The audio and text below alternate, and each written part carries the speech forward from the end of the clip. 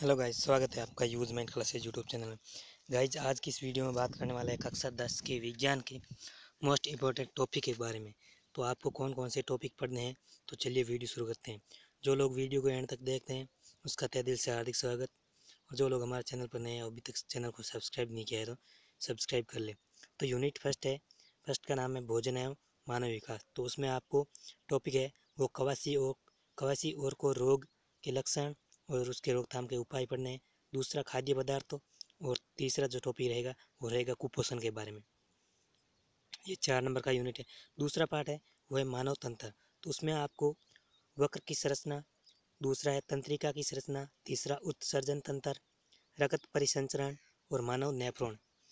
तो guys, video में मैं लास्ट में आपको कुछ जो 1 नंबर के क्वेश्चन आते हैं वो भी इंपॉर्टेंट क्वेश्चन बताऊंगा, तो वीडियो को पूरा जरूर देखिएगा।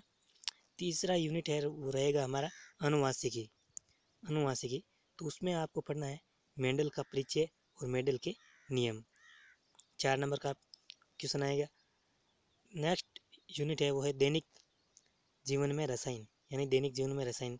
तो ये 4 नंबर का आएगा। तो इसमें सबसे पहला मोस्ट इंपोर्टेंट रहने वाला है वो है क्रिस्टलन जल और पीएच स्केल। इसके बाद में साबुन अपमार्जक में अंतर और plaster of Paris. Next unit है वो है परमाणु सिद्धांत। तो उसमें आपको प्रभावी नाभिकीय आवेश, मैंडलिप, थॉमसन, समस्थानिक।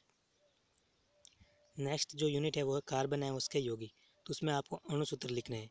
तो उसमें पहला अणुसूत्र लिखना है वो बेंजीन का, दूसरा साइक्लोहेंसेन, और अब फुलेरिन की संरचना करनी है आपको। और नेक्स्ट टॉपिक रहेगा वो है संरचना सूत्र। तो उसमें संरचना सूत्र में आपको बेंजीन, अथेन, ब्यूटेन और प्रोपेन के संरचना सूत्र लिखने। नेक्स्ट यूनिट है वो है प्रकाश। तो इसमें आपको प्रकाश प्रवर्तन और उसके नियम। दूसरा टॉपिक रहेगा वो नेत्र संरचना, उसके दोष। और तीसरा टॉपिक रहेगा लेंस सूत्र और उसके लेंस के प्रकार। नेक्स्ट यूनिट रहेगी वो रहेगी विद्युत धारा, और उसमें आपको टॉपिक पढ़ना है प्रत्यावर्ती धारा जनितर और जूल तापन नियम।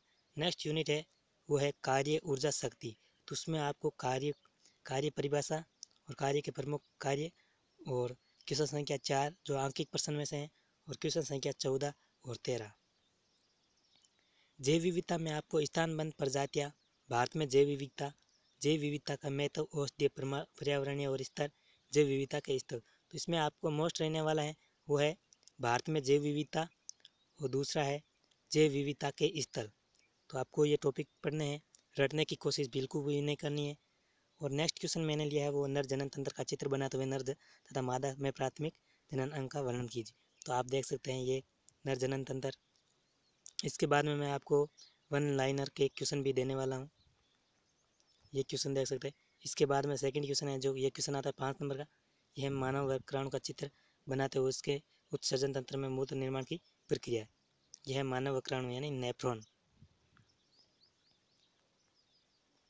अब हम शुरू करते हैं अपने साइंस के महत्वपूर्ण नोट्स है जो 1 नंबर के आते हैं। तो उसमें प्रतिजन में एंटीजन निर्धारक पाए जाते हैं। किसमें एंटीजन निर्धारक पाए जाते हैं, तो वह प्रतिजन में। आईजीएम प्रथम उत्पादित प्रतिरक्षी। तो आपसे पूछा जाएगा आईजीएम कौन सा उत्पादक पर प्रतिरक्षी है, वो प्रथम है। रक्त समूह का वर्गीकरण है जो कार्ल लेडस्टर ने किया था। वो रक्त समूह सर्वदाता है, जबकि ए बी है वो सर्वग्राही, यानी ए बी रक्त समूह है वो सबसे लेता है, और ओ है वो सबको देता है। प्रतिरक्षी का निर्माण है जो प्लाज्मा कोशिका के द्वारा होता है। प्रतिरक्षी का निर्माण किसके द्वारा होता है, वो होता है प्लाज्मा कोशिका के द्वारा, और ये 5 प्रकार की होती है। नेक्स्ट है प्रतिरक्षी एक गामा ग्लोबिन प्रकार का प्रोटीन होता है। प्रतिरक्षी क्या होता है, गामा ग्लोबिन प्रकार का प्रोटीन। मनुष्य में 2 प्रकार की प्रतिरक्षी पाई जाती हैं, स्वाभाविक प्रतिरक्षी विधि और उपार्जित प्रतिरक्षा विधि। IgG है प्रतिरक्षी आवल को 4 और पार करके भ्रूण में पहुंचती हैं। जो यहाँ पर मोस्ट इंपॉर्टेंट रहने वाला वो है IgG, यानी प्रतिरक्षी आवल को पार करके भ्रूण में पहुंचती हैं। यहाँ पर क्वेश्चन बन सका है प्रतिरक्षी आवल को पार करके भ्रूण में कौन सी प्रतिरक्षी पहुंचती है, तो होगी IgG। मास्ट कोशिका में IgE प्रतिरक्षा पाई जाती है। विश्व में लगभग 85% व्यक्तियों का रक्तचाप है वो RH+ का ही होता है, यानी धनात्मक ही होता है। RSD कारक सबसे महत्वपूर्ण होता है। भारत में हर वर्ष 13 अगस्त को अंगदान दिवस मनाया जाता है। क्या अंगदान दिवस कब मनाया जाता है, 13 अगस्त को। सबसे पहले डॉक्टर जीन बेरिस्टेट डेनिस रक्तदान ने संपादित किया था। सबसे पहले रक्तदान किसने किया था, वो है जीन बेरिस्टेट डेनिस के द्वारा। प्रतिजन का आंगिक भार है जो 6000 डाल से ज़्यादा होना चाहिए। IgA एकमात्र प्रतिरक्षी है जो अकेला माँ के दूध में पाया जाता है। अकेले माँ के दूध में पाया जाने वाला प्रतिरक्षी कौन सा है? वो है IgA। वो रक्त समूह वाले व्यक्ति में किसी प्रकार का प्रतिजन नहीं पाया जाता है। तो आपसे पूछ लीजिए किस प्रकार के व्यक्ति में प्रतिजन नहीं पा किस प्रकार के रक्त समूह में प्रतिजन नहीं पाया जाता, तो वो है ओ रक्त समूह। नेक्स्ट है वो है पर मस्तिष्क में दोनों गोलार्ध कंपार्स कैलो संपत्ति से जुड़े होते हैं। मस्तिष्क किस दोनों गोलार्ध पट्टी से जुड़े होते हैं? वो है कार्पस कैलोसम। मानव मस्तिष्क का वजन है वो 1 किलो 500 ग्राम होता है, जबकि ए बी रक्त समूह में ए व बी दोनों प्रतिजन उपस्थित होता है। ऐसा कौन सा रक्त समूह है? क्वेश्चन बनता है ऐसा कौन सा रक्त समूह है जिसमें ए बी दोनों प्रतिजन उपस्थित रहते हैं? वो है ए व बी।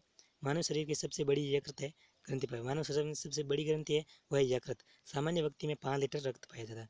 डिम्बाणु का जीवन काल है वो 10 दिन का होता है। वो लार ग्रंथि के द्वारा टाइलिन एंजाइम स्त्रावित होता है। वो स्त्रियों में एस्ट्रोजन तथा पुरुषों में टेस्ट्रोजन लिंग हार्मोन पाए जाते हैं। तो गाइस, ऐसा करते वीडियो अच्छा लगा तो लाइक कर दीजिए और एक अच्छा सा कमेंट भी कर दीजिए।